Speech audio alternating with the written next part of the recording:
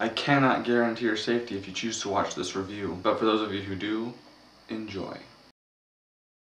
Directed by Colin Trevorrow and starring Aubrey Plaza, Jake M. Johnson, and Karan Sani. Tells the story of 3 magazine employees looking to interview a man who placed an ad in the paper looking for a companion for time travel. Sounds pretty cool, huh?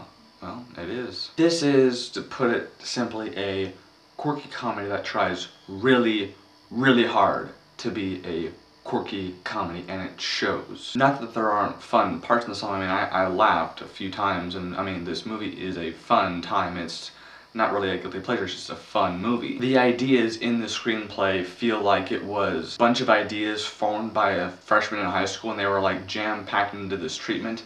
And he grew up and then went to college and then just like gave the film a budget and just like went off and made it. Because you're sitting there and you're just, you know, watching the events on screen and you're like, this is totally ridiculous. And it's kind of like watching a Kevin Smith film, like Dogma for instance, where like the plot is ludicrous and it's just stupid beyond belief, but you try and buy it, and in the process you try and have fun. And with Kevin Smith, it's, you know, always a fun time, generally. But getting back to this film, it's just really hard at times to take it seriously. And I like pretty much the entire cast, except for this one guy who, his character was just so contrived and he had nothing to do. He's the kind of character where the screenwriter just puts him in there for more laughs. And the character was like this geek, so they were trying to get like the geek comedy out, and sometimes it worked, most times it just didn't work. I left the theater with quite a few questions, and the questions that were left unanswered weren't like the questions like I have at the end of a separation where like the audience kind of decides what happens. These are questions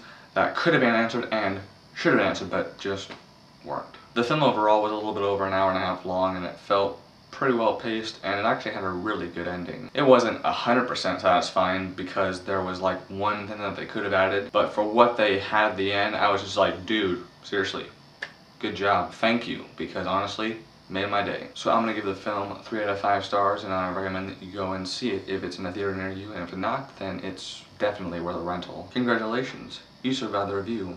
Now go home.